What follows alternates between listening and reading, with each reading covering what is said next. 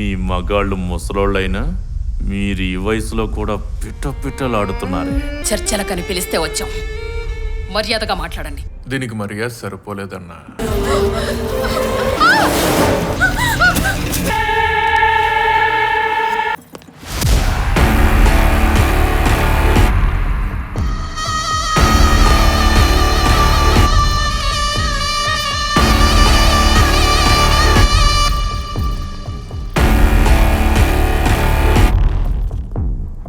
మీరే కదా టీవీల ముందు ప్రభుత్వం మీద అరిచింది? అందరి అవయవాలు పుష్కలంగా ఉన్నాయి. మీ మగాళ్ళు రైతులు కదే. ఎప్పుడో వర్షం కురిసినప్పుడు, ఏ తుఫాను వరదలో వచ్చినప్పుడు ఇంట్లో ఉంటారు. మిగతా టైం అంతా పొలాల్లో గడుపుతారు. మరి ఎప్పుడో ఒకసారి మీ మీద చెయ్యేస్తే ఏం నలుగుతారు? అందుకేనేమో మీ మగాళ్ళు ముసలోళ్ళైనా మీరు ఈ వయసులో కూడా పిట్టలాడుతున్నారే. చర్చలకని పిలిస్తే వచ్చాం. మర్యాదగా మాట్లాడండి. మర్యాద? ఓ, మర్యాద కావాలి కదూ? ఏంటి మీరు చేసేది? మర్యాద అడిగావు కదే. మేం 3 రాజధానులు అంటాం, 30 అంటాం.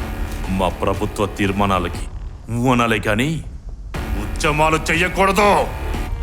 ఎంత అరిచినా ఉద్యమం ఆగదు. ఏంటమ్మా మీరంతా ఇక్కడ? పోలీసులు వచ్చి ఏదో మాట్లాడాలని అమ్మగారితో పాటు మన వాళ్ళని తీసుకొచ్చారయ్యా. మేము వద్దామని వచ్చామయ్యా. అరే బెయిల్ కోసమని నేను పొద్దు నుంచి ఇక్కడే ఉన్నాను. ఇక్కడికి ఎవరు రాలేదమ్మా. పోలీసులే తీసుకొచ్చారయ్యా. హలో, ఉద్యమం స్టార్ట్ అయిన దగ్గర నుంచి మీ ఇంట్లో కుక్క పిల్ల పోయిన పోలీసులే కారణం అంటున్నారు. నేను ఇక్కడే ఉన్నాను, నా స్టాఫ్ ఇక్కడే ఉంది, మీ పెద్ద ఆయన ఇక్కడే ఉన్నాడు. మరెవరొచ్చి తీసుకెళ్ళుంటారు? అన్నా, దీనికి మర్యాద సరిపోలేదన్నా. అయితే ఇంకొంచెం పెంచుదాం. ప్యాంటు తీనా మరి? తీనా? ఆ రోజు ఏమన్నా? రాళ్లను సైతం కొట్టిపడేస్తాం, రైతులం. తొక్కేం కాదు. పట్టుకోండ్రా.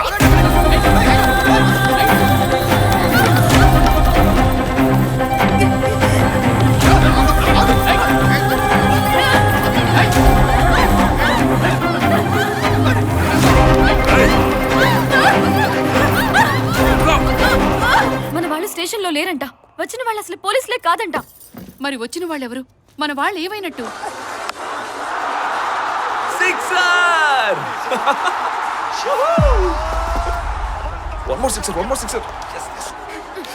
బుద్ధుందా? ఇక్కడ అందరూ టెన్షన్ పడుతుంటే నువ్వు ఎంజాయ్ చేస్తున్నావా? నా ఎంజాయ్ నా ఇష్టం. నీ సొమ్మిదో పోయినట్టు ఏడుస్తావేంటి? సొమ్మేం కాదు, పోలీసులు వచ్చి ఆడవాళ్ళని తీసుకెళ్లారు. తీసుకెళ్తే మళ్ళీ తీసుకొచ్చి దించుతారులే. వాళ్ళని అసలు స్టేషన్ కే తీసుకెళ్లలేదంట. అసలు వాళ్ళు పోలీసులే కాదంట. సోదాపు, మీ వాళ్ళని ఎవరు ఏం చేయర్లే. ఇందాక నుంచి ఓ ఇదైపోతున్నావు. తీసుకెళ్లిన వాళ్ళలో మీ అమ్మగారు కూడా ఉన్నారు.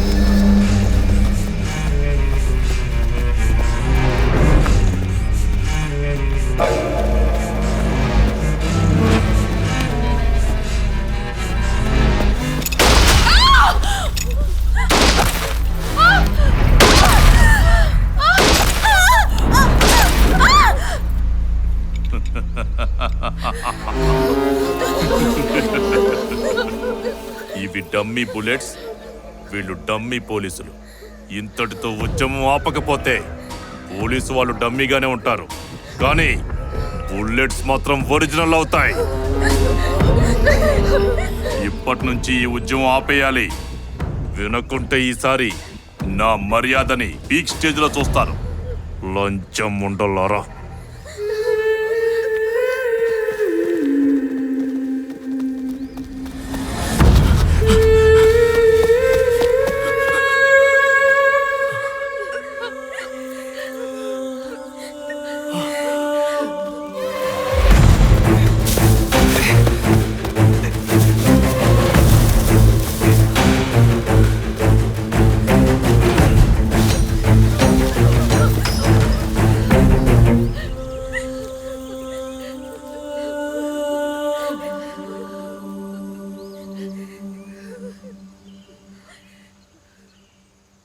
అమ్మనలా చూడలేకపోయావా?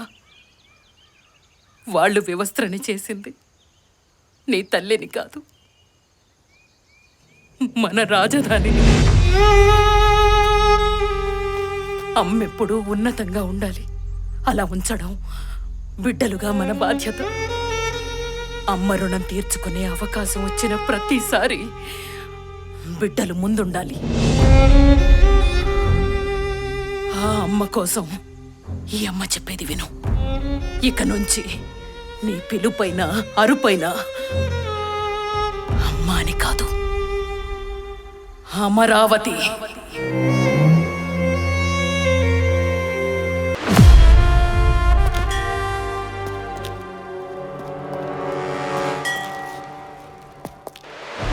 ఈ ప్రభుత్వం ఏటా లక్షల కోట్ల బడ్జెట్ ప్రవేశపెడుతుంది, కానీ రోడ్డు వేయడానికి డబ్బులుండవు.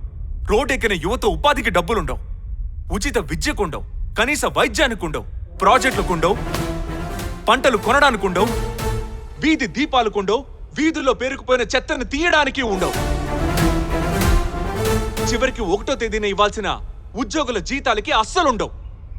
రాష్ట్రం నడవాలంటే నెల గడవకు ముందే డబ్బుల కోసం కేంద్రాన్ని అడుక్కోవడం, కుదరకపోతే ప్రపంచ బ్యాంకుల్ని అప్పడుకోవడం, అది కుదరకపోతే రాష్ట్ర ఆస్తుల్ని అమ్ముకోవడం. ప్రజలు రాజధానిని కట్టండి అంటుంటే 3 రాజధానులంటూ ఏళ్ల తరబడి మమ్మల్ని మభ్యపెడుతూ వస్తారా? చూసారుగా, లెక్క పెట్టిన డబ్బు 1,00,000 కోట్లు. ఏళ్ల తరబడి రాని ఇంత డబ్బు ఒక్క నెలలో ఎలా వచ్చింది? కేంద్రం ప్యాకేజీ ఇవ్వలేదు, ఏ ప్రపంచ బ్యాంకు అప్పు ఇవ్వలేదు, చివరికి రాష్ట్రంలో ఏ ప్రజల ఆస్తులు అమ్మలేదు. మరెక్కడిది?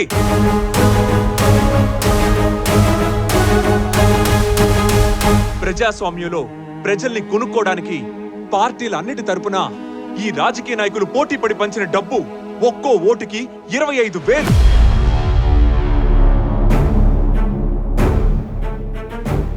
మన రాష్ట్రంలో మొత్తం ఓటర్ల సంఖ్య 4,07,00,000 మంది.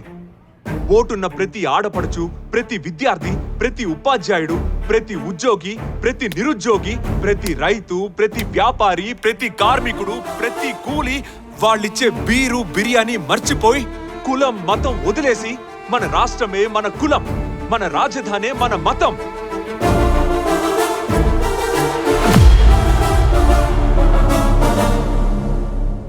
మన అభివృద్ధే మన లక్ష్యం అనుకొని అన్ని రాజకీయ పార్టీలకి బుద్ధి రావడం కోసం ఆలోచనతో బాధ్యతతో ఏకమై వెనక్కిచ్చిన ఓట్లకి పంచిన సొమ్ము అక్షరాల 1,75,000 కోట్లు.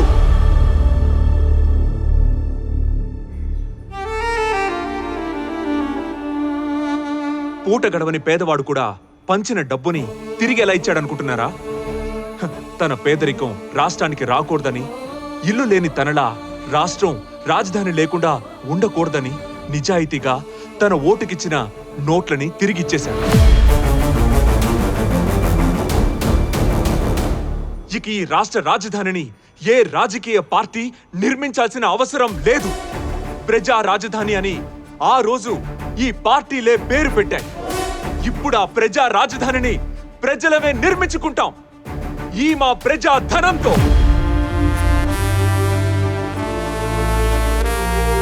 ప్రజలందరిలో ఇంత ఐక్యత ఎలా వచ్చిందని మీ పార్టీలన్నీ ఆలోచిస్తున్నాయా?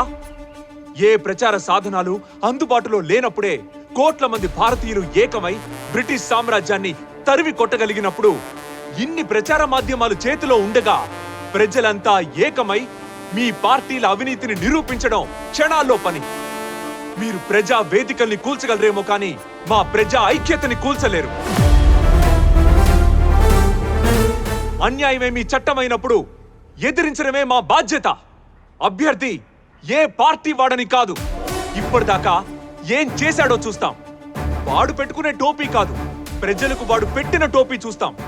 ప్రభుత్వాలు ప్రజల శ్రేయస్సు కోసం రాజ్యాంగం మార్చకపోయినా దేశ శ్రేయస్సు కోసం తెలుగు ప్రజలు మార్చిన రాజకీయం ఇది.